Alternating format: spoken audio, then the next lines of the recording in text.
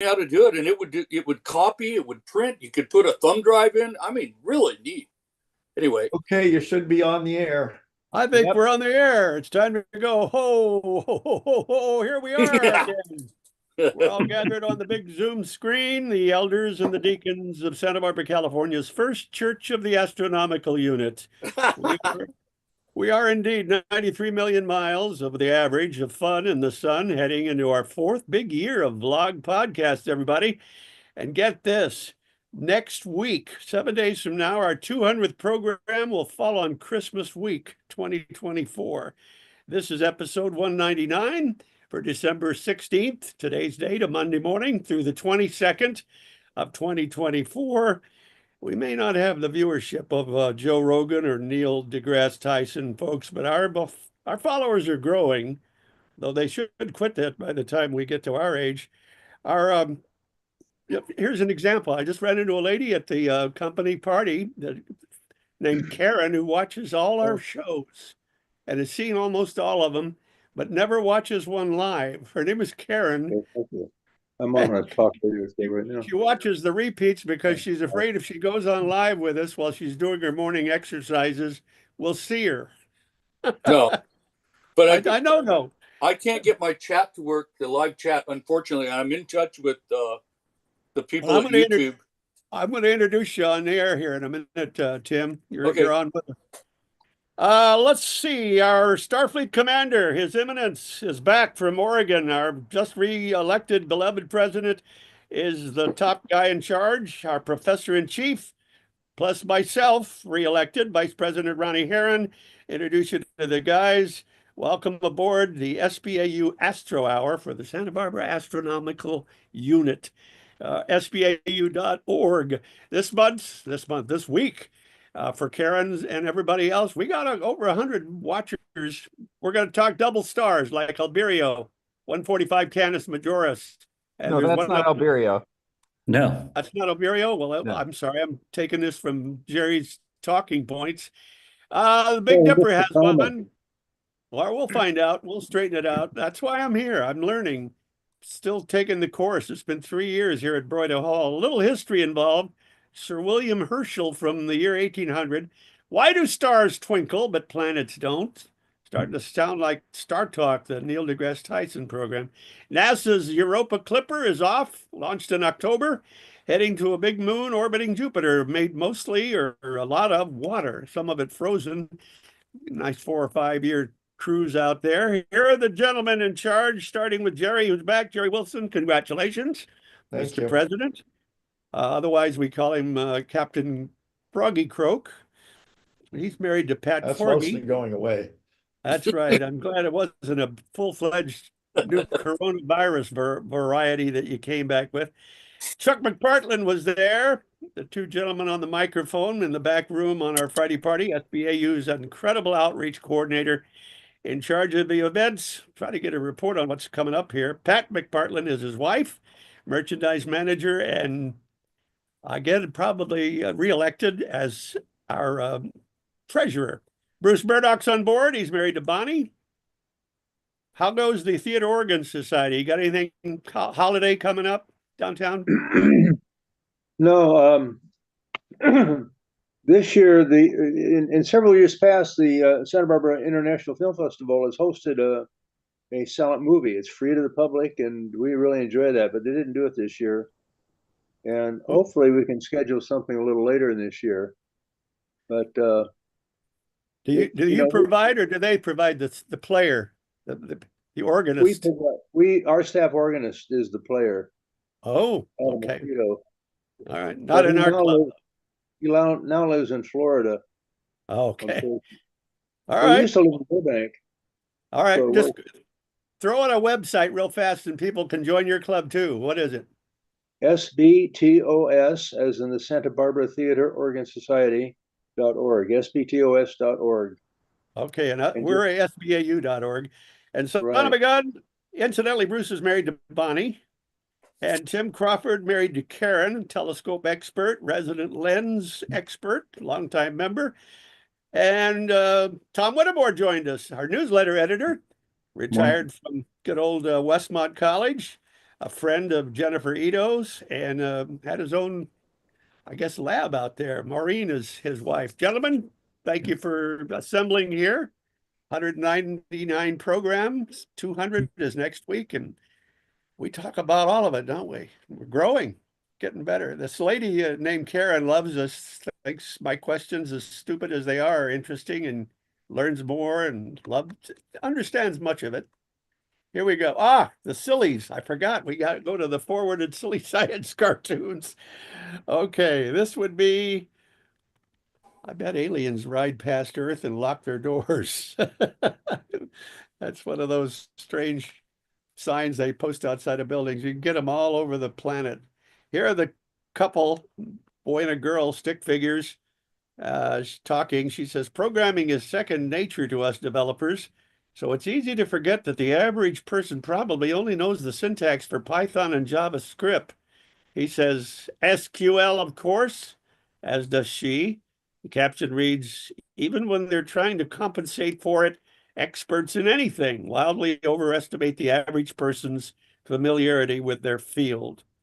And is that about real estate? What are we talking about? That applies to us.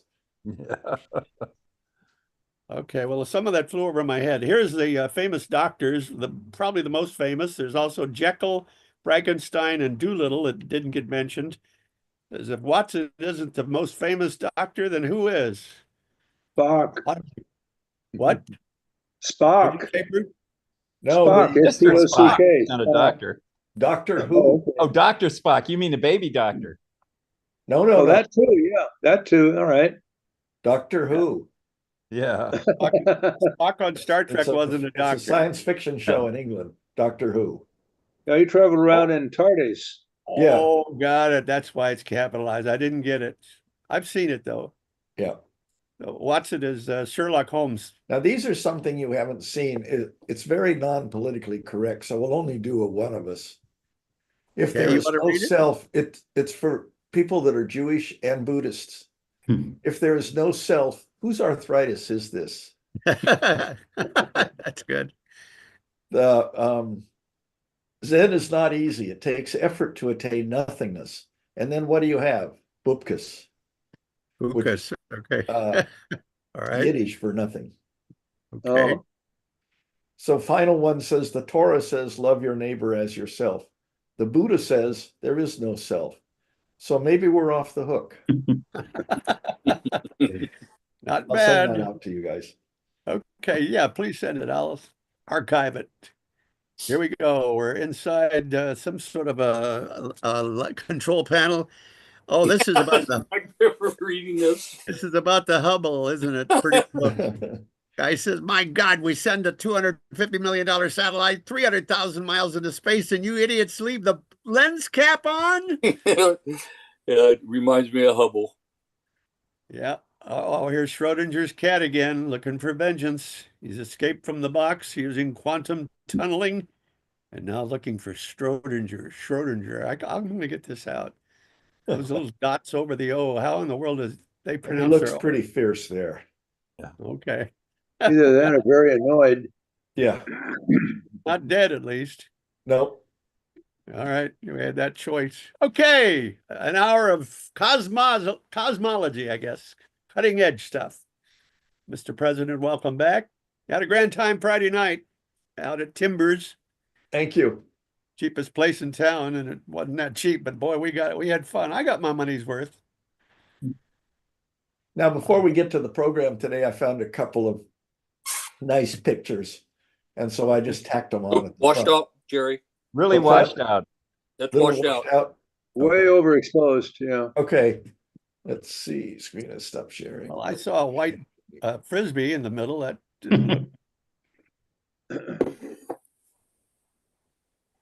Wondering, was that sombrero? Oh, that was the Milky Way galaxy, way Oh. overexposed. Oh, Can you see this better? yeah. Mhm. Yeah. Okay. So this is the path of our galaxy. I mean, our solar system around the galaxy. you're kidding. It waffles? Let's No, go on oscillation. Yeah. We And this bob is a up and down. 230 million year period. Wow. We're actually on the surface of a giant potato chip. Yes. So if things progress as I see, moons orbit planets, the planet moons orbit the suns, the stellar, and the stars orbit the big black hole, and then the galaxies orbit the great attractor, right? The galaxies are heading toward the great attractor. We're not sure it's not orbiting. Oh, it's not an orbiting thing? There's We're heading toward it? gravitational fields extend from where their source is to infinity. So you're in the gravitational field of every piece of matter there is in the universe. And as you get closer to one, that one dominates. Yeah, inverse square. Yeah. This Except was a when clever picture. We've seen this before. This is the backside of the moon and the Earth taken, I believe, from a Chinese satellite. Wow. No seas on the backside. We need the Spock Zarathustra 2001 theme is what we need. And this is a set of things taken by an amateur in France, Robert. His name is lost. I can't find it there. Anyway, excellent photographer. And the idea here is in this part of the moon, an asteroid hit here a long time ago. And this is the splatter pattern. It has been determined. And these are examples of different pieces of the scatter from that impact. The A14 is a bright dot right there, and that is listed right there. And there's one somewhere else.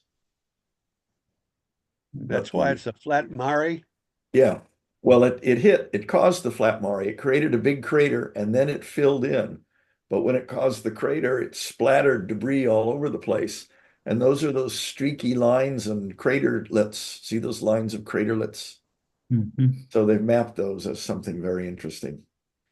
So, but Mr. Titan, I believe President, it's called, on our moon, Titan, I believe that's the one in the southern hemisphere, has got a ejected that goes all the way to the moon's north pole. You mean Tycho? yeah, Tycho, this one down Tycho. here. I knew that wasn't right. Yeah, that one. Yeah, the ray patterns go all the way up on this one, right up there. but if all these Yeah, big but wide Tycho is, in fact, Tycho is showing in this one. It's on the very bottom.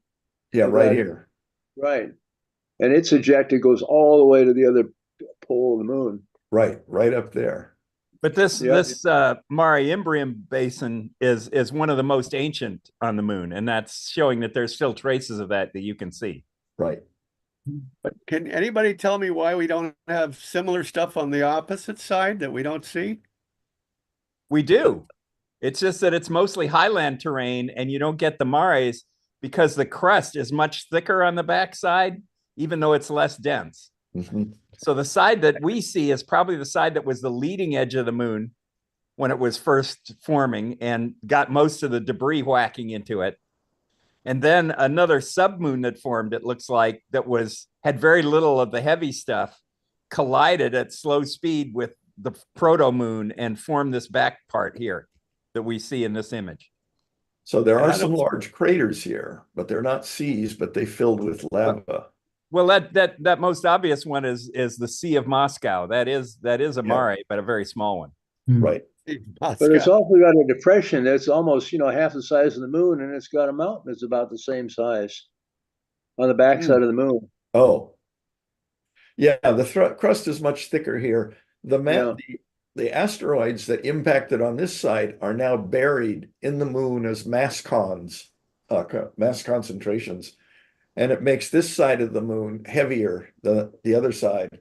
And so that's why the Earth attracts it. And because it's non-spherically symmetric in its distribution of mass, it tidally locks over time.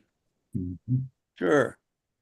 Okay. But mountains down here on Earth are created by plate tectonics. As far as Yes, I know, they are. that doesn't happen on the moon. So what makes the mountains there? Things whacking into it. Yeah. Asteroids. Very, very short time frame take plate tectonics. Instant tectonics. Yeah. Here we go, the old negative sky picture. Okay, we're going to let me make sure that because this thing sometimes doesn't remember the order.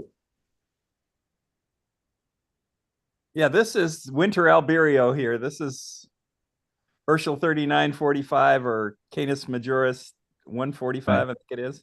Yeah, 2362 is a beautiful open cluster. And Alberio is not a double? Yeah, this Al- is Alberio is in the summer sky. yeah, Right. but this is in the winter sky, and that's why it's called the winter Alberio, a double star in here. I locate all these things carefully before I show them, and now I can't find it. But it shows If you go from Adhara, Mhm. Adhara through that the lower right, the hind leg there, Adhara, and then you go through the other one there, and then you go Adhara. you go right through the central star, equidistance out, and that's about where the winter Alberio is. So And up that through is Delta there. Through 145 Delta. Canis Major. Yeah, and Delta. You go right through Delta, Adhara through Delta, and then go equidistant out in almost a straight line. It's almost in a straight line. It's Right. near That's where where the the 20 winter near where Alberio the would be. 2362 ends up there. That's Yeah. right. Yeah, And and that's a beautiful open cluster, Tim. You see the easy hop, huh? yeah, It's an easy hop. Yeah. Yeah. So we're looking at stars, and tonight we're looking at binary stars, not necessarily. Double, not necessarily Yes, binary. I got it backwards. Double, not necessarily binary. And these Well, are they used to think Alberio was a binary, but it isn't. Well, we don't know for sure yet. yeah. Well, I thought they determined now that it was over 300 light years, though two were over 300 light years separate. Yeah, they're only about 400 light years away. So You're going to tell us why they're double if they're not binary? There's not two of them. What makes them double? they're just a chance Accidental line of lineup sight. if they're double. Go ahead, Chuck. They're just a chance lineup if they're double. Yeah. Accidental And it's line of also the sight. way you look at them, like Alberio, the two stars are quite a distance apart, but one is way in back of the other, and from our perspective, they look close together. Oh, okay. They never eclipse one another. They don't go around each other. They're not No. gravitating. They can, even if they're not a binary pair, they can eclipse one another. Got But it. it's not likely. So this is an image of 145 Canis Majoris. It's an orange star, yellowish star here, and a white tending a little bit toward blue. Oops. Wait a minute. Uh-oh, I can't find where I was. So they don't orbit. You don't see orbiting binaries in your scopes, do you? You can. Really? I mean, Yeah. you have to map them from night to night or week to week, and because they don't move that fast. No. They're so far away. I can't imagine. Yeah, by the way, Jerry, if interested, the winter Alberio was H3945. What's that? That winter Alberio is H3945. Right. And it's a small h, and that's for Herschel's son, John, that discovered it. Right. Yes. Be danged. Got Does 4 that points. number appear on the chart? No, it didn't. No.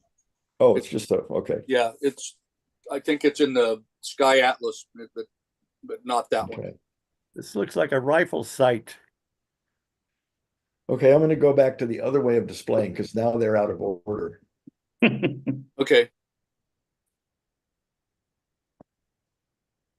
Double stars. Who would have thought? How many are up there? Over half the stars they think are double stars. Or binary. Binaries, correct, binaries. Yeah, I knew that, but this is the first time I've heard of doubles. So doubles are never a We binary. covered that a lot when we were doing Alberio in the summer. Well, Yeah, get with the program. we also did variable stars, and then I learned Cepheids are a different kind of variable star. So I'm catching up. I know what that is. Here we go. Makes me Okay. thirsty just watching it. Now, what is this? Big Ron? Dipper. Alcor and Mizar, Oh, this photograph. What is it? Big Big Dipper. Dipper. Is your name But the Ron? second star on the handle there is Alcor and Mizar, Yeah. Aha. and they're doubles. Triple doubles. Mhm. Alcor is a double. Alcor is a binary too. So and so are Mizar A and B. So there's actually 6 stars there. Right. Right. But And we're Alcor is focusing. made as a infrared, is a red star, very deep red, infrared. It's hard to, you can't see it invisible. We're focusing on what amateurs can see in their scopes. Right. So a lot of these things, I think one of them we'll see is actually a 6-part binary. But That's we'll get to that. Castor. Yeah. Do we ever want to lock onto one of these at a star party? Oh, yes. Oh yeah, we Oh, show yeah. Mizar quite often. Now, And it's not showing in this image, but there's another star that shows up in there that's much dimmer than those. yeah. That's called Sidus Ludovicianum. And Yeah. there was a guy, an astronomer in Germany, and he heard about Herschel and these other people getting pensions from the king of, in England. And so he went to Ludwig, who was the local prince or whatever, and said, "Hey, I've discovered a new planet, and I'm going to name it after you, Ludwig's star, or Ludwig's planet." And he was hoping to get a pension, but he was saying it was a planet, and some of the other real astronomers said, "It's No. not a planet. It's just a star that happens to be in the background." So he Yeah. didn't get his pension. Didn't move around the sun, huh? Yep. So you want some Latin, Ronnie? You want a little Latin here? Yeah, please. So Chuck just told us about this Cetus. Cetus, that's the Latin word for a star. It's third declension masculine, and the possessive is ceteris, and we get the word sidereal from that. There's your Latin. There's some Latin for you. Wow. Amazing. What is the Latin for the whale constellation? Isn't that Cetus, what? Cetus, Cetus. That's not the same word, I guess. Yeah, it is. It's just Well, pronounced. I pronounce it like I learned it, Latin school. I pronounce Latin as if I were an Italian. That's what the priest taught us. Hmm. And there's an older way where that would have been Ketus, right? That's right. So all your Yeah. V's become W's in pronunciation. Yeah, that's Caesarean stuff. I learned church took Latin. I learned I church took Latin. 2 years of Latin in high school. Yeah, And I that's took where you 4 get years. Kaiser too, from Now, Caesar. going back to this Mizar Yeah. and Alcor, there is a story that this is an eye test, even to this day, for naked eye separation. Mizar and Alcor, not Mizar A and B. No, Right. that's right, Mizar and Alcor. Yeah. So the idea is that if you can see this, you can separate them with your naked eye, then you're eligible to be a Roman soldier in the legions of Rome. All right, Chuck, your turn. You're eligible to be an archer in the army. Otherwise, you're a marcher. There you go. Okay, Thank you, that's Chuck. it. I was looking And for it that. comes from Arabic. So it was originally in the Arab armies. Yeah. Huh. Now we're moving on to 61 Cygni in the constellation of Cygnus, way low in the west these days. Mhm. But I've marked with a cursor where 61 is up here. Moves fast. Yeah. And Flying star. These are 2 pictures of Oh, binary 61 Cygni. Called the Flying Star. Hmm. These 2 images are taken 8 years apart. this is the Different flying exposures. star. What's that? This is the flying star. I've heard of it. I didn't know it was there. Okay. So if you see down here, you see there's a little right angle right there. Yeah. And there's the same right angle. Here it goes up to just behind the pair.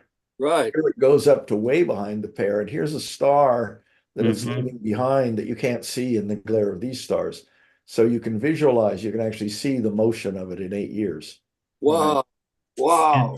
If I remember right, Jerry, 61 Cygni was the first star to have its parallax measured by Bessel. Yes. Is that Yes, right, I think Chuck? that's correct. Okay. Yes. Well, then over time, if you can see them slowly moving, are they going to occult each other or go apart? No, this is different, Ron. They're just moving relative to the background stars. Right. Oh, Yeah. but they're staying together and yet they're not binaries? It is a binary. Mhm. Oh, we're looking at a binary. Yes. Yeah. A binary this is a case, double yes. star also. It's just a special case, Ron, just This like is the asterism and constellation. It's 10 light years away. And between these two observations, it moved 1 light year. Well, I imagine you'd see a lot of these in a star cluster, wouldn't you? If A you lot could of see, binaries. well, double stars, binaries, just they are all close together.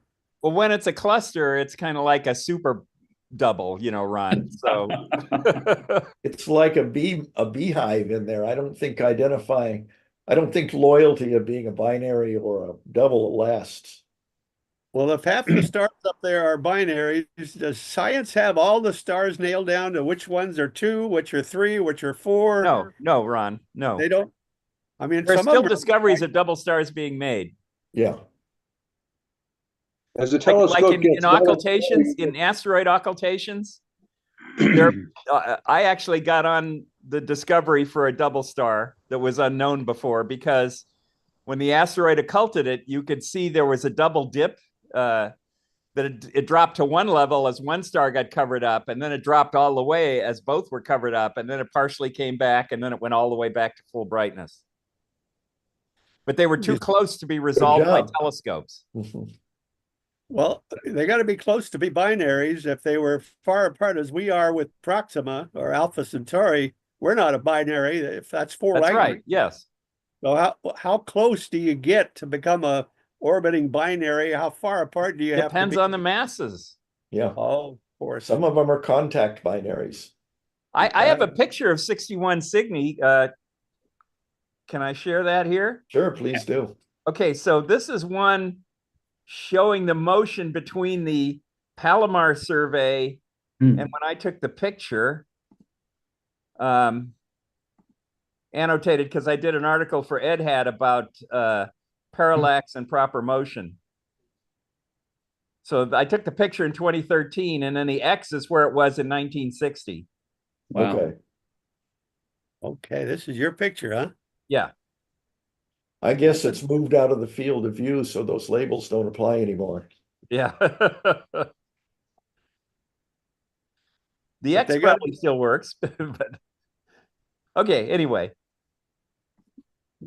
But doubles have to be pretty damn close to each other, whether they orbit each No, other. Ron, binaries. Binaries is when they are gravitationally bound. And they don't have to be super close to each other if they're massive. Okay, but They just have longer periods. Yeah. you also gave the definition of doubles as just 2 stars that were close together, even though one may No. be distant. They look close together. What? They look close They together? appear to be close together. I'm one aware is of that. way in back of the other. I understand that, but how close do they have to appear to be in the sky to be called a double? I mean, all the stars up there could be paired. That depends, Ron, because people talk about binocular doubles, telescopic doubles, naked eye doubles. So yeah, it just depends. There's no rule. It depends on who's looking. Yeah. And we don't include old Messier's M figures. I don't think there's any doubles in Messier. There is one double star, Yeah. Messier 40, I think it is. Huh. Yeah, it's up Okay. in Ursa Major. So illustrating that star behavior and properties are not well known yet for everything.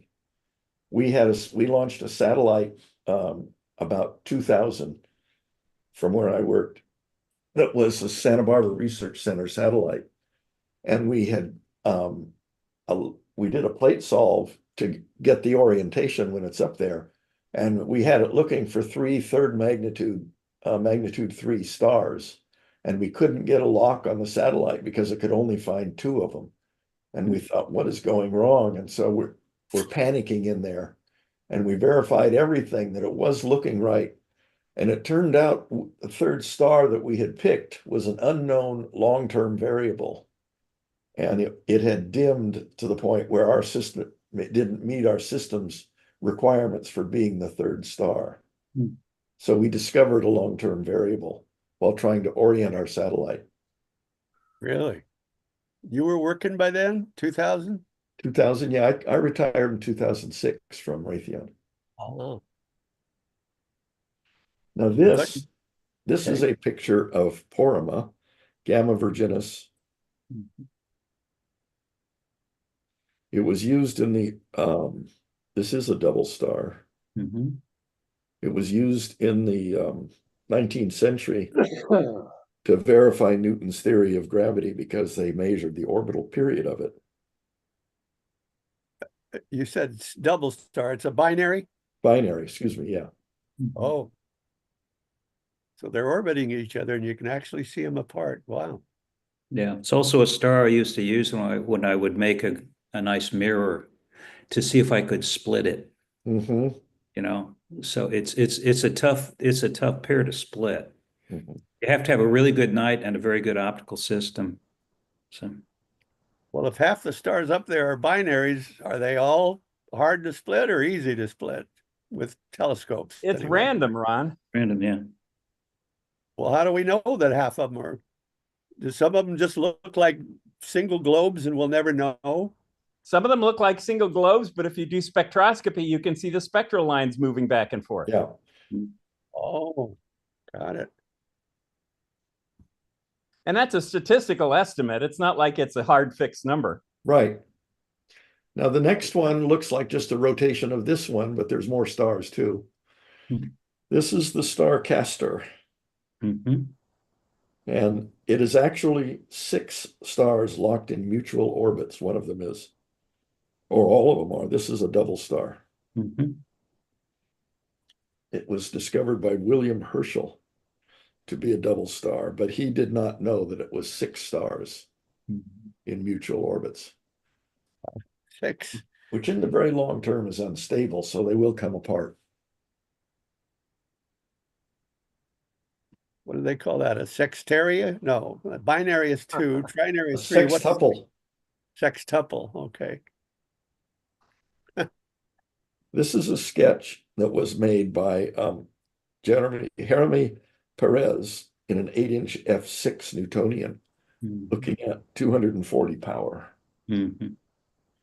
So most of the pictures I'm showing here, the close-ups, are drawings made by amateurs in small telescopes.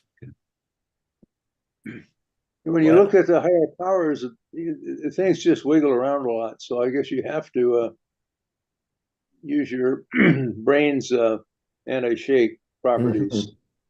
Washed out? Oh, Very No, washed make out. it drawing.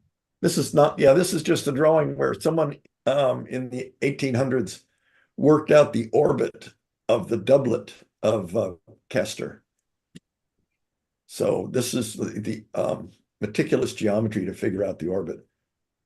Let me see if I can go back. Suppose Castor was the name of somebody after whom they named some oil that Well, you could it's take. Castor and Pollux, Ron, the twins, Gemini. Twins. Okay, but the names came from somewhere. Castor. Well, they're what Greek was- gods. Oh, there were gods. Well, or, characters. Mythology. Is castor oil still available as a medicine? Can you drink that terrible stuff? It's not named after the god. It's made from castor beans, and they also produce a very poisonous substance called ricin. So you got to Yeah. be real careful with that stuff. Heard of that, yeah. Can you see this okay? Yes, Yeah. a lot better. Okay. This is the attempt to work out the 2 stars' orbits. I guess they Wow. have centers of mass here, whatever they're doing. It seems an awful complicated way to try to figure out the orbits around each other. But They're one of the round. circles is here, and one of the circles is out here. They're going around a common center of mass. Well, we would imagine as many stars have elliptical orbits out there as round ones. Well, a circle is just a special case of an ellipse, Ron. So they're all Yeah. elliptical, really, if it's an orbit. Thankfully, we're in mostly a circle, aren't we? Very close. Yes. Venus is even closer to a circle Yeah. What does it vary? 92 to 94 million miles from the sun? for us. Yeah. Okay. See, Yeah, there's two, That's the two nice thing major- about double stars and the reason people, or binary stars, and the reason people studied them is once you start figuring out how they're orbiting, now you can figure out the masses involved. Really? Even those all those stars going around the supermassive black hole at the center of our galaxy are ellipses, aren't they? Yeah. You suppose there's a Now circular this star is Alberio. where? Now the summer Alberio. Uh-huh. Do you I don't see see this? Do you see this share? No, not yet. Okay.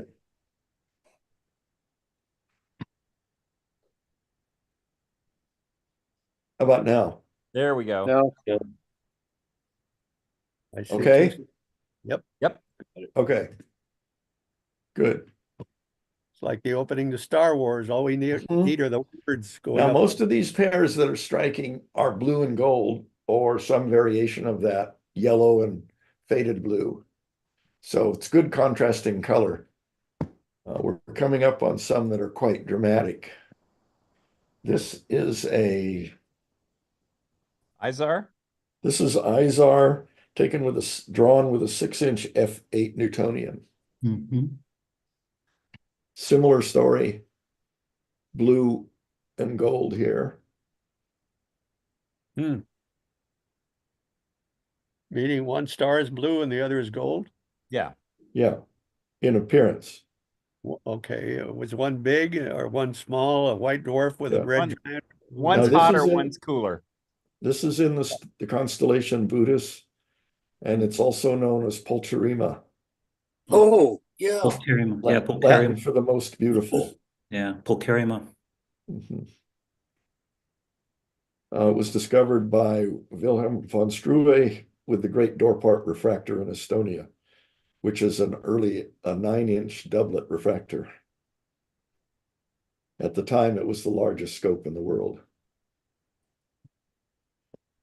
how Now, big is the refractor at Griffiths Park? what's The that? old one. 12-inch. 12-inch. Okay, I know. It's probably about an F20 It's got, or more. it's F23. It's got Okay. a 9¼ inch refractor mounted on top of it. Oh, That was privately owned. It was made by the Zeiss Jena Works in 1890, I think. And a private owner in Los Angeles had the 9-inch and he mounted it on his automobile and would drive it around. And when he retired or got tired of it, then he donated it to the museum and they mounted it on their scope. that's amazing. Yeah, that would have been a real pain to use or to drag around unless you had it mounted on something solid. Well, you had it mounted on the chassis of the car. It stuck out on top. Yeah. They just had to be careful of the bridges and trees he went under. And pigeons. Yeah, bugs on the windshield. Yeah. Well, I Well, thought hopefully they left the lens cap on. Yeah. Now this one is Gamma Delphinus. This is the constellation of Delphinus. Gamma is this star right up here at the top of the circle. There's a joke in this picture. Yeah. There's a bad astronomy joke. What is it? Okay, so Piazzi in Sicily, who discovered Ceres, Yeah. he had a bunch of students that were studying double stars, and there's a bunch of double stars up in Delphinus, and his assistant was named Nicolai Cacciatore, which in Italian means Nicholas the Hunter.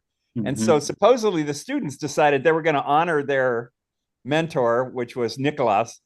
And so they said, well, we want to name these stars after him, but Niccolò Cacciatore is way too Italian. So they translated that into Latin. So they had, and I'm going to pronounce it wrong, but Sualison Rotanev here. That was actually Nicolaus Venator, but they spelled those words backwards. Right. Oh, okay. Nicholas the Hunter. Oh, wow. But spelled backwards. And it actually, that's the story, but it really was Piazzi who named these after his assistant. Oh, wow. And Tim? Yeah. Yeah, a little known fact was he was quite a chef and he invented chicken cacciatore. Yeah. Which means go catch a chicken. Yeah. Yeah. I thought you were going to tell me it was dolphin cacciatore. Yeah. Now this is the circlet, the trapezoid, whatever, of Delphinus. And this is Delta up here. Gamma. Gamma, excuse me. Yes, you're right. Does And this Delphinus? is a drawing of that made with a 6-inch f8 Newtonian at 240 power. I guess he's got a favorite eyepiece. Yeah. So this is the double star. Right. When I've looked at it, they both look gold to me. So Well, they're pretty close. This is yellow and white. to yeah, me. it depends on He's your, got it's very individual. Yeah. He's got the background sky there all mottled. Mhm. And both last night and 2 nights ago, there was a wonderful ring around the moon because of this feature. I think this is more the texture of the paper he used, would be my guess. Oh, okay. But I don't know. Okay, now we come across to Antares. Oh, this one's tough to split. Mm. So this is known as a highly magnified shot. Shows Antares and Antares B by Giuseppe Donatello. And that is definitely blue and definitely red. Well, They're definitely orbiting each other. yes. And that's how they name binaries. One name, but one is A and the other's B. They don't ever give them separate names. Tom, have you ever seen this in a scope? Oh, Tom's gone Oh, Tom's not temporarily, there. It looks apparently. like he went away to the. I've heard if you put on something like an O3 filter or a light pollution filter, but mainly like an O3, that it helps to split them. Yeah. It would be it. I've never even come close. Yeah, you need a really steady night, I Yeah. think. My wife is one of those people that does not see color in any star. And so one night I hooked a 10-inch up and pointed it at Antares, which was vividly red. And she said, well, I might see a kind of a warmish color there. Yeah. But Everybody's Mr. eyes are different. What, Yeah. Can you, one question on that last picture again, Mr. President? Yes. Is the little blue one close enough to be sucking stuff off the big? I assume that's a red giant with a. It is. If It's we a red can, if we can supergiant. see it from separated from this distance, they're not that close. Yeah. Oh, they're not. So one's not sucking off the other. The little ones usually are not white dwarfs. We couldn't see it if it was a white dwarf. This is a white dwarf. It is. We can Yes. see white dwarfs. Yes. I thought white dwarfs were about the size of the Earth. Yes. But we Oh, can see them from that far we away. don't resolve. We don't see stars because they're big. We see stars because they're bright. Yeah. Okay, and if Yeah. it's blue, then it's hotter and more massive, and usually It's hotter, but not necessarily more massive. Yeah. White dwarfs are super, super hot, Ron. but they got more matter in them, aren't they? Even though it's condensed. They're denser, and the white and the giant star is more tenuous. But they can only be up to about 1.4 solar masses. That's right. Aha. I mean, you heard Sean talk about that at the meeting. Yeah. Yeah. Yeah. Now Yeah, this then they is blow up. this is Beta Scorpii in the constellation Graphias, right? of the Scorpion. This is a drawing made with an 8-inch f5.9 Newtonian. Which gives you 4 spikes for some Ah, reason. crap. Yeah. Okay. Well, that's the thing that holds the secondary mirror. The What's spider. that? Oh The yeah, spider. this is Almach Gamma Andromeda. First That's split. a beautiful one. The colors are really striking on that one. Yeah, and they're far enough apart that you can see them.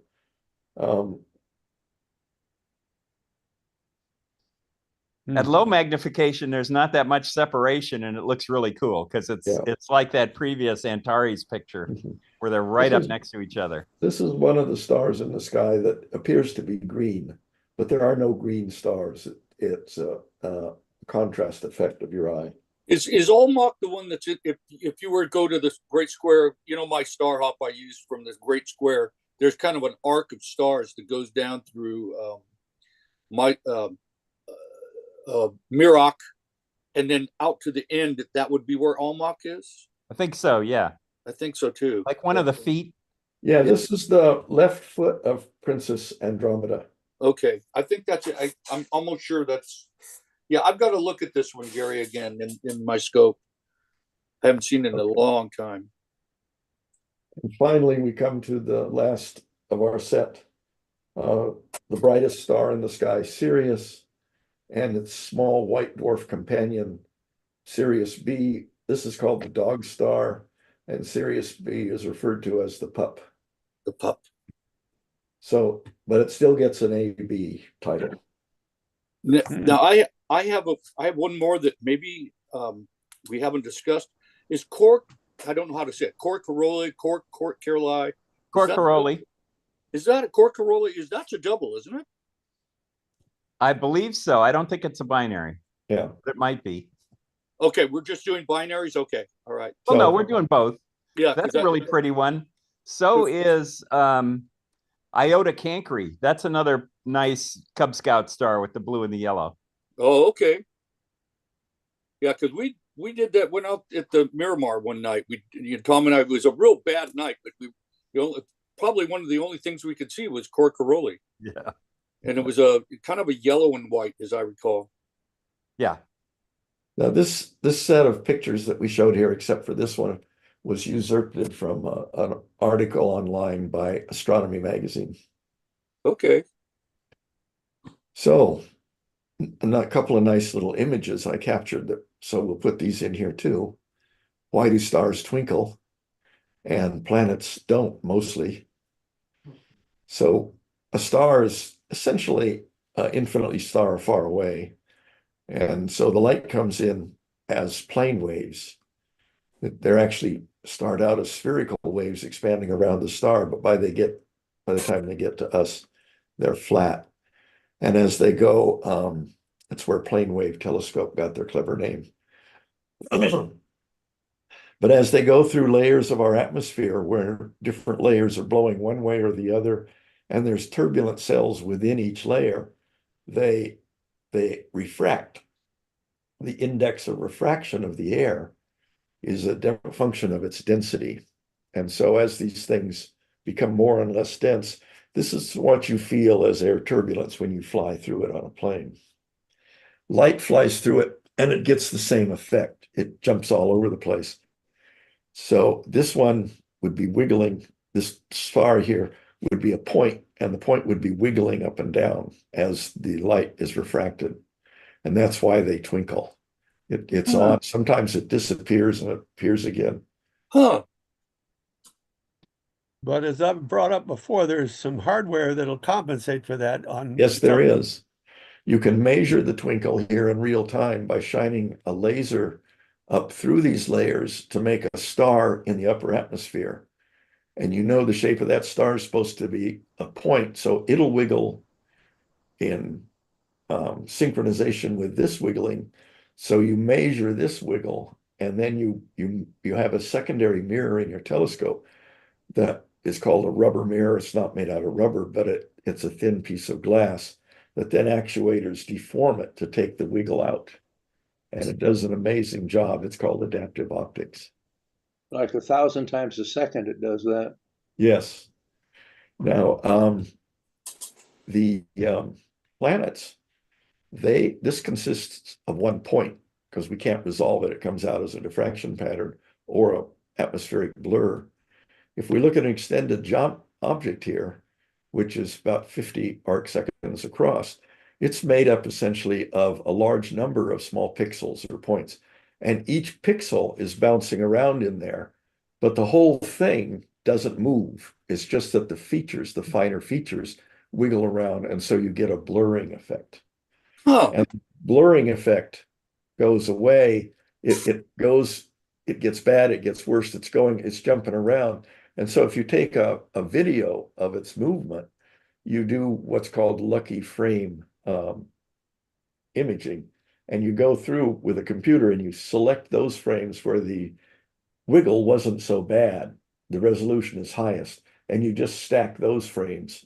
And that is dramatically good at getting things out of here on this scale to get fantastic images of extended objects. And if the size of the cells that are turbulent up there is very large, sometimes it looks like the entire image of the planet, for example, moves Huh. instead of just Also, being, blurrier. Yeah. Jerry, it what also was that depends on called the again? diameter of your scope. Yeah. Wait a minute, one at a time, Tim. What was that called again? That you take you can take the wiggling out? Adaptive Adaptive optics. optics. No, AO, adaptive optics. it was something that you were talking about in doing imaging and Oh, lucky imaging. Yeah, lucky frame imaging. lucky framing. Okay, thank That's you. different. And that's you don't take the wiggle out. You just look for ones that didn't wiggle. Okay, And in fact, that's a non-real-time adaptive optics. That's right. huh. Good way to phrase it. Yeah, but that's interesting. Yeah. Okay, now we just launched in October, we launched the Europa Clipper to Jupiter's moon Europa, which is believed we've had a number of satellites go through the system, and we can tell how the satellite responds when it comes near Europa. And so we can tell the mass distribution of the planet, or of the moon, I mean. And so we're very certain that there's an ocean under it. And we can see cracks and we can see geysers in the surface. And the surface is clearly water ice. So we have a couple of models, and they would like to decide between the two of them or any third one that comes up. And so we've launched a probe called the Europa Clip, whatever, to go up there and specifically fly close to Europa quickly, because the environment up there is very, very radioactive. It's very hostile to solid state circuitry, does not do well in a radiation environment. They did build a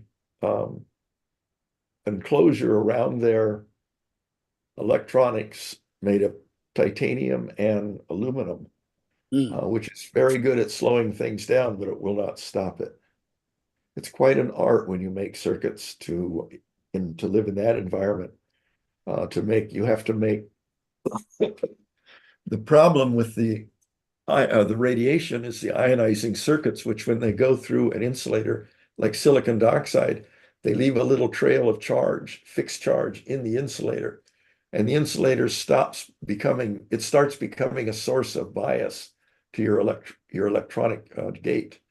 And eventually that interferes with the gate operation and they fail. So solid state circuitry doesn't do very well, and you have to make it with as minimal amount of silicon dioxide insulator in it as possible to make a small target for that. And you have to surround it with some kind of shielding. So that lifted off on, what is this? It's a super Falcon Heavy. What's that? Falcon Heavy. Falcon Heavy, yes, thank you. Last October.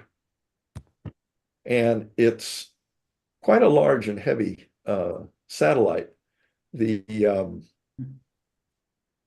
components are displayed here, and I'm not going to go through them. It's got solar panels, and I don't see anything that is a radioactive, I mean Field? yeah, a power supply. That's why you have the big solar panels. Yeah, that's why we have the big solar panels. So there's that. Now it's not gonna, this is Callisto, this is Jupiter in here. This is Io's orbit. This is Europa's orbit. This is Ganymede and Callisto. Unfortunately, Europa is in a really hot zone for Jupiter. And so we're not going to spend much time in there. Going to have a very highly eccentric orbit, very elliptical, and go through here because it's closest to Jupiter. We're going to go through very fast. We're going to come at some places, we're going to skim above Europa's surface by 100 kilometers on that scale. It's going to be, wow.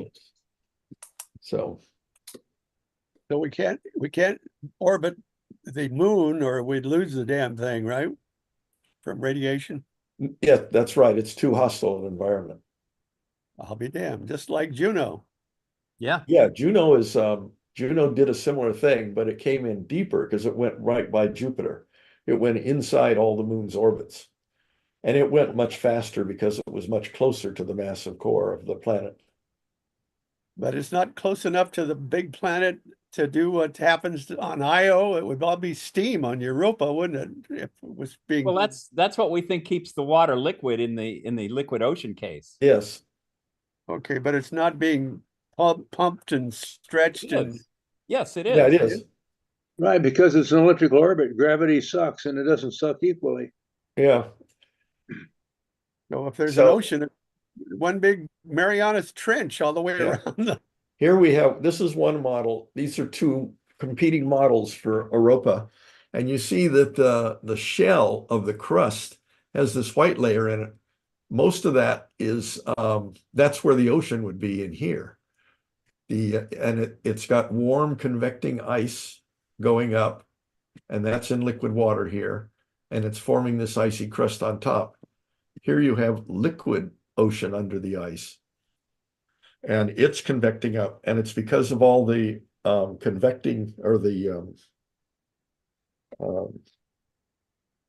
anyway, the fact that it's too close to Jupiter, that it's making all these things rub against each other and producing heat. And it is the same mechanism that produces Io's volcano.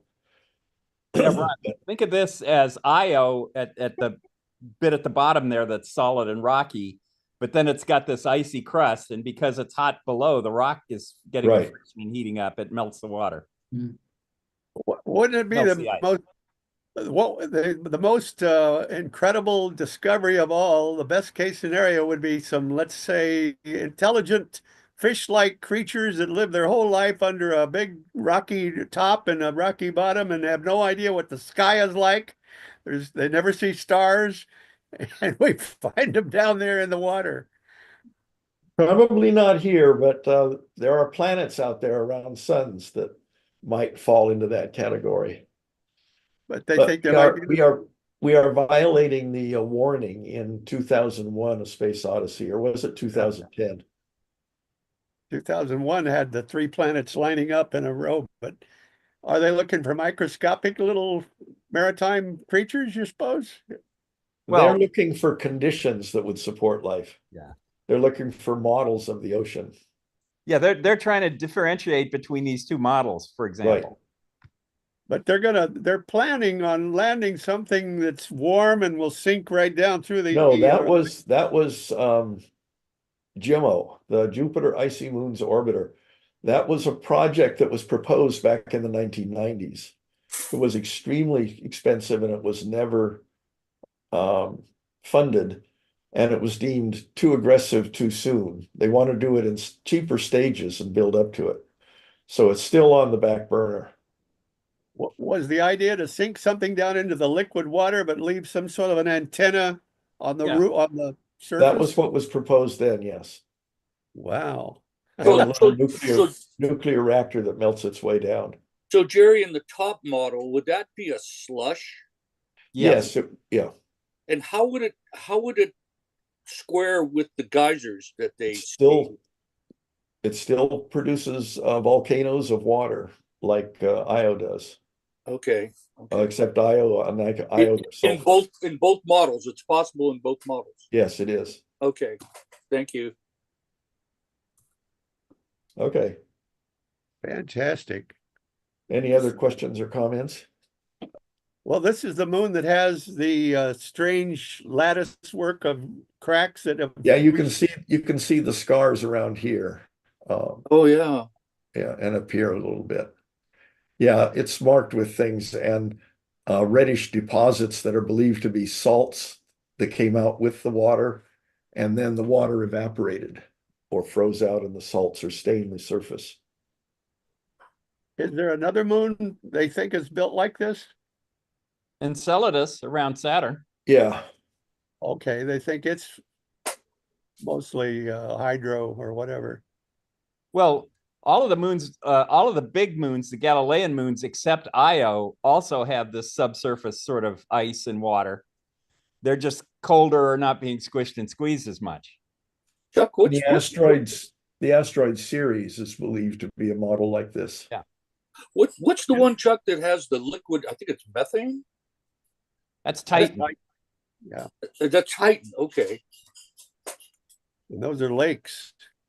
Whoa, fascinating rhythm. I love it. And incidentally, anybody watch Geminids, or do we care about, they peaked over the weekend, the meteor shower? It was cloudy. Yeah. Yeah, you got to get to. You got We to were at park a the party. clouds. Yeah. I did see a nice one coming back from the Christmas party. Oh, really? Yeah. You know, you have Schrodinger's cat there. It disappears and comes back. And Now, was that Jupiter up by the moon? Yes. Yeah. Okay. Boy, Yes, yes. And from one night to the next, it was on the north side of the moon, and then last night it was on the southwest side of the moon. It moved quite a bit. It was really bright the night of the party. It was super bright. Oh yeah. oh, I saw it this morning hanging like a disco ball over Goleta and Gaviota on my morning walk. I was there and I loved it. Gentlemen, you did good. I love it. Number 200 is next week. Tell your friends, noontime, happy holidays from us to you. And tell your astronomy loving friends about us, please. Go to sbau.org, find out about us, and think about joining the club. We'll see you next week for the